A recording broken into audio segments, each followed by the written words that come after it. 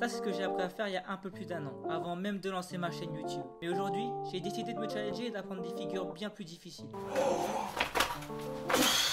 Je me suis laissé 7 jours pour en apprendre un max. C'est parti.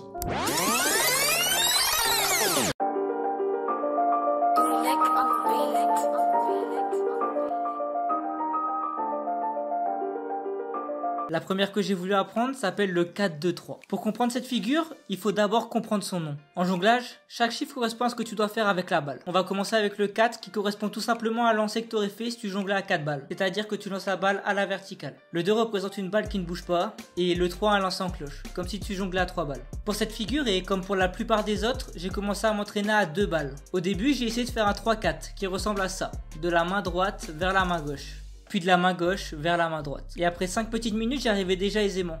Alors j'ai décidé de passer à 3 balles pour faire la figure entière. C'était moins facile et ça m'a demandé un peu plus de temps. Mais au final, j'y suis arrivé. Et j'ai même réussi à enchaîner le 4-2-3 et le jonglage normal. La deuxième figure que j'ai apprise, c'est la douche. Pour le faire, c'est très simple. Il suffit d'aller dans ta salle de bain, ouvrir le robinet et te mettre... Non, en vrai, ça ressemble plutôt à un truc comme ça. Le but, c'est de faire un triangle avec les balles. Au début de la vidéo, je t'ai dit que chaque chiffre correspondait à un mouvement à faire en jonglage. Pour m'entraîner à faire la douche, j'ai commencé par faire le 1. Le 1, c'est tout simplement quand tu passes la balle d'une main à l'autre. Et là, tu vas me dire que c'est trop facile, que ça sert à rien de m'entraîner à ça et que je perds mon temps. Mais en vérité, c'est primordial que je le fasse. Parce que quand je ferai la figure entière, je regarderai pas la balle. Une fois que j'ai maîtrisé ça, j'ai commencé à m'entraîner à 2 balles. Le but ici, c'était de récupérer les 2 balles dans ma main en même temps. Une fois que j'arrivais, je suis passé à un entraînement quasiment aussi dur que de faire la douche à 3 balles. L'objectif, c'était que les balles se suivent sans arrêt. En gros, je jonglais comme à 3 balles, mais sans la 3e balle.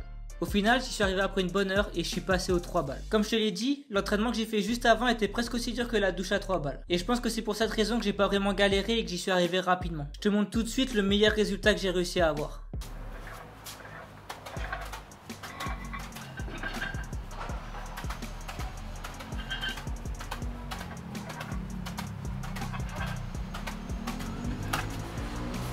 Ouh, il était pas mal celui-là. Alors oui, j'arrive pas à enchaîner le mouvement pendant très longtemps, mais le résultat que j'ai réussi à avoir me convient. Et c'est pour ça que j'ai décidé de passer à la technique suivante, qui s'appelle la cascade inversée. Bah avant que je t'explique comment je l'ai appris, tout ça, je voulais te dire que j'ai acheté une nouvelle caméra récemment pour améliorer un maximum la qualité des vidéos. Malheureusement, je sais pas encore m'en servir, donc c'est possible qu'il y ait des plans qui soient pas ouf dans cette vidéo. Donc si c'est le cas, je m'en excuse, et je me rattrape à la prochaine. Donc je te disais juste avant que la technique que j'allais apprendre s'appelle la cascade inversée. Honnêtement, avant même de l'apprendre, je savais que j'allais y arriver facilement, parce que ça ressemble énormément au jonglage de base. Mais il fallait absolument que je l'apprenne pour réussir une figure bien plus compliquée que j'apprendrai plus tard dans la vidéo. Pour la faire, il suffit de lancer les balles d'une main à l'autre en cloche, sauf que au lieu de les lancer de l'intérieur comme au jonglage normal, on les lance à l'extérieur. À mon deuxième essai, je commençais déjà à y arriver, et avec un peu plus d'entraînement, le mouvement commençait vraiment à devenir simple. Je vais pas passer plus de temps sur cette figure, et on va passer directement à la 4e que j'ai apprise, qui s'appelle... je sais pas comment elle s'appelle en fait. Elle a pas vraiment de nom, mais on va l'appeler la balle sous le bras.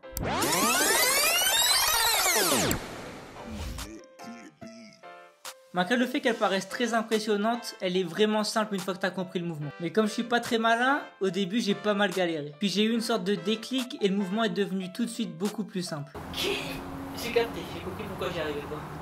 Pour y arriver, il suffit de jongler normalement, puis de passer la balle le plus rapidement en dessous du bras opposé au lieu de la lancer dans les airs. Ensuite, tu la récupères avec la main sous laquelle la balle est passée. Et j'avoue qu'à la caméra, j'ai l'air hyper stylé. Et en parlant de trucs stylés, passons à la dernière figure que j'ai apprise.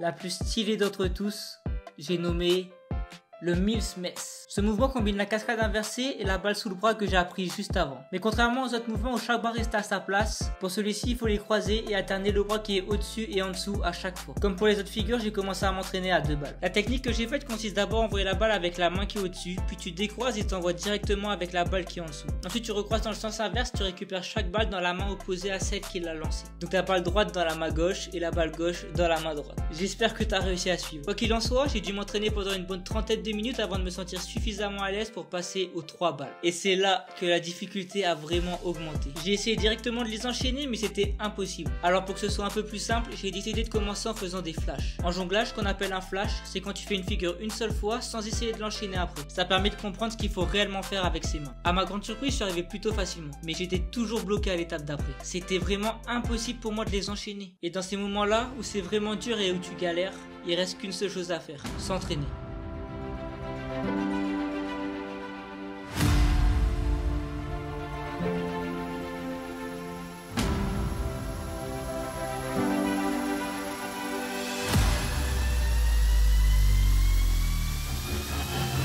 Et après 2 bonnes heures d'entraînement, voilà le résultat que j'ai réussi à avoir.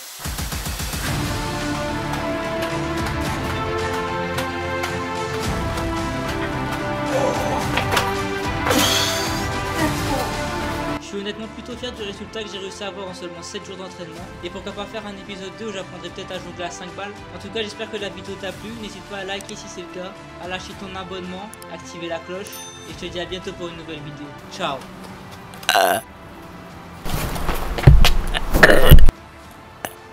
Je vais bien le mettre au montage. Non. C'est elle qui fait